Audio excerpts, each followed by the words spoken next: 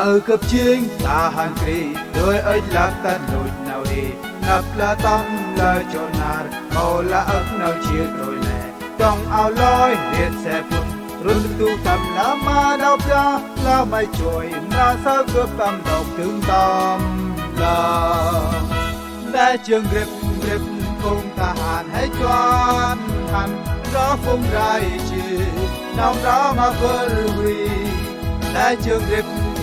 cùng ta hàn hay choan đằng đâu quên ra tươi tóc tầm la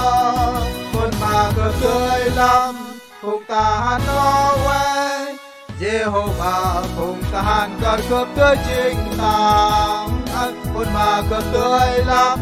Điện cùng ta tâm la cây chơi cướp mày hắn hôm ta đầu thương tâm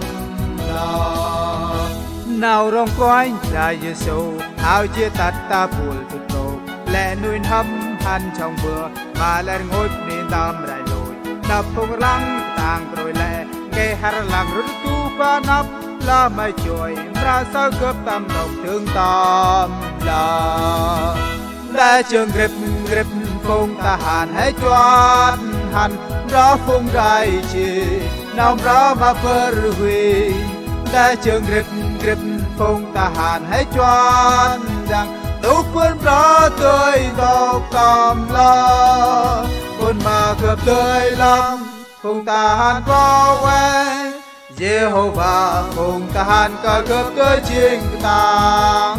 quên mà cướp tươi lắm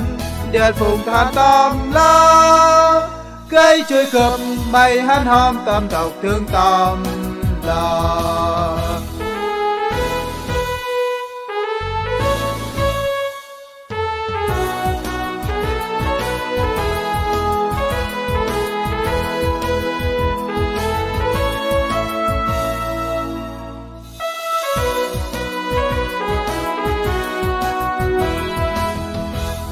cướp ốp mà on nâu ôi chiên lệ than si tâm rakang ngoài hai phung tahan prakri rap chắp riel Giêsu đã trẻ lo ba nar quanh pravach tình đủ cướp lắp hôm nar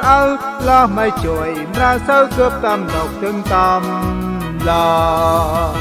đã trường grip phung tahan hay choan hàn rõ phung rai chi nòng rõ mà phơi hủy đã trường grip phong ta hàn hay choan rằng đâu quên rõ tươi nồng tầm lo con mà cướp tươi lắm phong ta hàn có quay